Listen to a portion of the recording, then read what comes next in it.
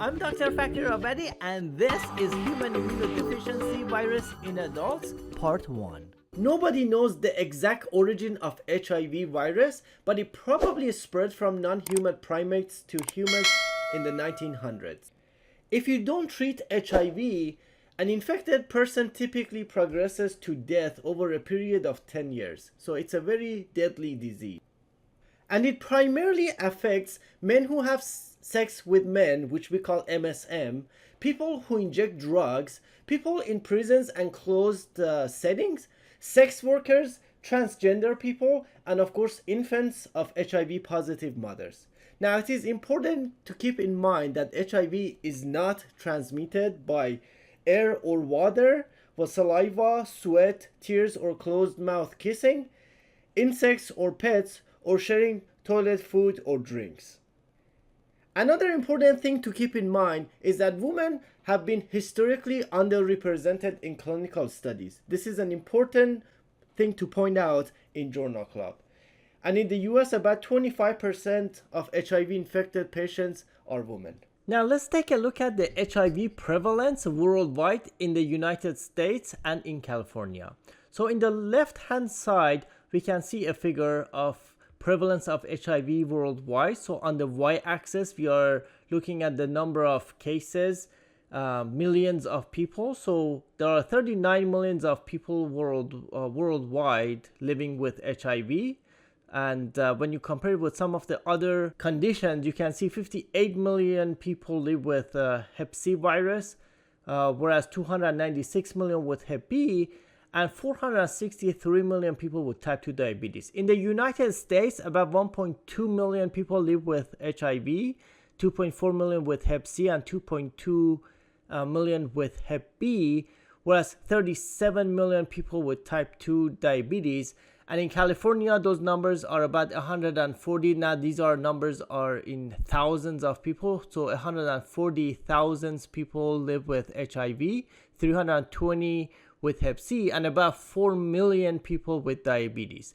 So in general, you are more likely to encounter patients with diabetes in the clinic than you are to see patients with HIV or Hep C, unless you are working in HIV clinic or immunosuppressive clinic. Now here in the right hand side, I have listed the top 11 counties with HIV, with the highest HIV prevalence.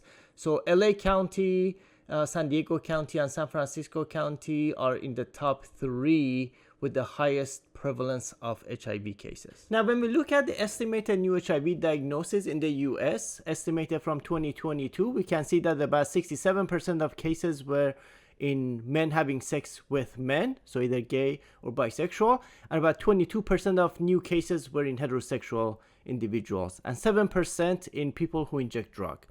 In regards to gender, the large majority of new cases were in men, 79%, with 18% in women, and about 3% in transgender men or women. And when it comes to ethnicity, we can see that the large majority of new cases are in minorities, so either Black or Hispanics, together make up about 2/3 of new cases. And when it comes to age, you can see that the number of new HIV diagnoses were highest among people aged 25 to 34. In fact, more than half of the cases, about 56% of new HIV diagnoses, were in people aged between 13 and 34 years of age. Now, let's take a look at the HIV virus itself. The HIV virus is a retrovirus, and a unique capability of it is that it's able to integrate its DNA into the host genome. Now, generally speaking, there is HIV-1 and HIV-2. In the United States, it's predominantly HIV-1, whereas in most of Africa, you will see HIV-2, which is not common in the United States. Now, HIV-1 itself has different groups. Group M happens to be the major group of HIV-1, and group M itself will be broken into several clades. So there's clade A, B, C, etc. And when you compare HIV-1 to HIV-2, HIV-1 is more prevalent and also more pathogenic than HIV-2. Now let's take a look at the structure of the virus. So you can see that the genetic content of the virus actually codes for several proteins. And these proteins, so this at the top is just the genome of the HIV. So different genes will code for different proteins. And every protein has a crucial function for the virus. So in the structure, you can see that there are some proteins that are structural proteins, like envelope proteins. So they have a very important function when it comes to cell entry. So these proteins need to bind to the host cell. And also there are a few enzymatic proteins. So for example, one of the important ones is the RT or reverse transcriptase. There's also integrase, and there's also protease. So reverse transcriptase, integrase, and protease are three of the most important enzymes of the HIV, and we actually target them with drugs. So it's important to know because the mechanism of action of some of our antiretrovirals is actually based on this. The first learning objective is describe the HIV life cycle and the mechanism of action of antiretroviral agents. HIV virus primarily affects the CD4 T cells. So CD4 T helper cells are a very important part of the immune system in the human body. So let's start here. When the virus finds a CD4 T cell, the first thing it does is that it's going to attach to the CD4 receptor. So some of those envelope proteins, they actually detect the CD4 receptor. And this process is called attachment, and we also have drugs, some drugs that will inhibit the attachment, called attachment inhibitors. Now, the binding of these envelope proteins to the CD4 receptor alone is not sufficient for cell entry. So the virus also requires co-receptors. And these co-receptors are either CCR5 or CXCR4. And this depends on the virus. So some viruses prefer CCR5 and some viruses prefer CXCR4. And this is referred to as tropism. So once the virus bonds to the CD4 receptor and the co-receptor together, then the virus will actually be able to fuse and enter the cell. This process is called fusion, and we also have some drugs that block this process, referred to as fusion inhibitors. Once the virus fuses, the content of the virus will go inside the cell. So inside we have genetic material, and we have some of those enzymes that came with the virus. So for example, reverse transcriptase is one of the important ones. And if you guys remember from the central dogma of molecular biology, the process of transcription is typically from DNA transcribing into RNA. And the reason this enzyme is called reverse transcriptase is because the material that comes with the HIV is actually in RNA form, and reverse transcriptase will convert that RNA into DNA. So it goes from RNA to DNA. So it's in reverse. And what this enzyme reverse transcriptase does is that it will use nucleotide. So natural nucleotide that are in the host cell will be utilized in order to form this DNA. So we can actually target this with two classes of drugs. One class is the nucleotide analog reverse transcriptase inhibitors. So these are basically drugs that kind of look like natural nucleotides. So the reverse transcriptase will accidentally use them and insert them into this DNA. But because they're not natural nucleotides, they won't be able to make links, and then it will interrupt the transcription. So we can have nucleotide reverse transcriptase, or NUCs for short. Another class is non-nucleotide reverse transcriptase inhibitors. These are not necessarily analogs of nucleotides, but these are molecules that actually have affinity for the reverse transcriptase. So by binding to reverse transcriptase, they will actually inhibit its function. So these are called non-nucleotide reverse transcriptase inhibitors, or non-NUCs for short. And then once this DNA is made, then it will go inside the nucleus of the host. And then another enzyme that came with the virus is integrase. And what integrase does is that it will actually integrate this new DNA from the HIV, and will integrate it into the host DNA. And by doing that, it will actually make the HIV genetic material as part of the host DNA. And that's why, it's we don't currently have a cure for HIV, because its material actually gets integrated into the host DNA. Now, once this material is integrated into the host DNA, the virus doesn't have to do anything. Now, the central machinery of the host cell will actually transcribe this DNA material into RNA, and then this RNA will go and find a ribosome and translate into proteins. So, these are genes from the host as well as any gene from the HIV. So if it happens to be HIV genes here, the end product is, those proteins that are required for HIV. So for example, reverse transcriptase will be made here, integrase will be made here, protease will be made here, and those envelope proteins, they will all be here, made here, and then they all assemble into a new virus which will bud and exit the cell. Now, once this new virus exits the cell, it's not mature at the beginning. So that's where protease will come in. Protease is very important for the virus because it will actually have the function of maturing that cell. So without that protease, that new HIV virus will not be able to infect other cells. So for it to become mature and then be able to infect other cells, it needs the function of protease.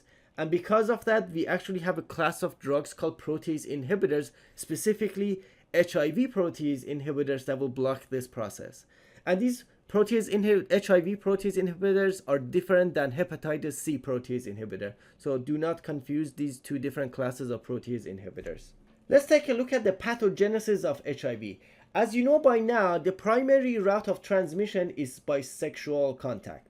So if it's through vaginal sex, you can see that this is the mucosal layer of the vagina, so the virus can easily penetrate through this layer and enter the body. Or if it's men having sex with men, in the rectal tissue, there are dendritic cells that actually have the function of surveying the system, and this dendritic cell will actually pick up the virus to hand it to the immune system to get rid of. So regardless of which route, the virus will end up in the body and will find a CD4 T cell. It can also infect macrophages, but the primary route is through CD4. And the reason it's really important to focus on the CD4, because CD4 T cells typically are either activated or in a resting phase. When a CD4 T cell is activated, that means the cell is actually converting the genetic material into protein, whereas in the resting CD4 T cell, it's actually silent, so it's not really producing any proteins from the genetic material. And the HIV can actually infect all of them. So the reason this is important is when HIV is integrated into DNA of a resting CD4 T cell, it's hard to detect it because the virus is actually inside the DNA, and because it's not actually being converted into any protein, there are no antigens, or there are no antigens to be detected by the immune system. Whereas in an activated CD4 T cell, because of these end products, the immune system can actually detect it. It can basically kill the CD4 T cells and also cause inflammation. But because of these resting CD4 T cells, whatever HIV is in there, it will actually be archived and stay in the body of the host without the body being able to get rid of. So basically, these resting CD4 cells will act as a reservoir for the HIV material. So even though the immune system continues to fight all the infected cells, and it will continue to kill the infected cells, whether they are macrophages or the activated CD4 T cells, those latently infected CD4 T cell will continue to be there, and occasionally, they become active, but they so the body can never completely get rid of them. So two things happen. As these CD4 T cells get activated, the immune system will kill them. So because of the destruction of these CD4 T cells, the CD4 T cell count will actually start to drop because some of them are dying. Another thing that happens because of the inflammation and all this immune response is that the lymphatic tissue that's responsible for making these CD4 T cells starts to die because of the inflammation and the response of them. So because of this, we get decreased production of the CD4 cells. So there are two reasons for why HIV infected patients start to have low CD4 counts. That's because of increased destruction of the activated ones and also decreased production. So this is a progressive disease. As patients get infected, there's acute HIV infection, which initially the immune system starts to kill all of those activated CD4 cells and infected macrophages. And then there's a period of clinical latency where, there's not a whole lot of symptoms and a lot of these CD4 T cells are resting. And then over time, because of the CD4 cells count starts to drop, then the immune system will be weakened and eventually will be non-existent, and that's when the patient will have AIDS or acquired immunodeficiency syndrome. So not everyone infected with HIV has AIDS. It's only advanced HIV that we call AIDS, and by definition, it's, if the CD4 T cell count is less than 200, or if the CD4 T cell count is not available, then you can look at the percentage of the CD4. So if less than 14% of lymphocytes are CD4, this would be referred to as AIDS. Or even if someone has higher than 200 or higher than 14% CD4, but happens to get the AIDS defining condition, then this will be classified as AIDS. And those AIDS-defining conditions are actually listed here for your reference. You can see that initially a normal person has over 1,000 cells of CD4 T cells. As you can see, initially during that acute phase where there's a high level of RNA, HIV RNA, the CD4 cell starts to drop very quickly. And then the immune system will take over, and then it will be, the CD4 starts to go back up. And then at some point you reach the set point where lymphatic tissue starts to die, and then the body cannot keep up with production of CD4. And as those resting CD4 cells become active, the immune system starts to kill them. So you can see that over a few years, the CD4 count starts to drop and drop and drop. And then once it goes less than 200, that's when really, we say that the patient has AIDS, and they start to get these opportunistic infections that will kill the patient. And not just infections, but also because the immune system has the function of surveying for cancer-forming cells and destroying them. As these CD4 cells can start, these patients are also at risk of getting various types of cancer. Now, when it comes to the symptoms during the acute phase, where there's a surge of viral load, that's when patients start to have flu-like symptoms. So typically 2 to 6 weeks after primary infections. So they're very similar to the common cold or the flu.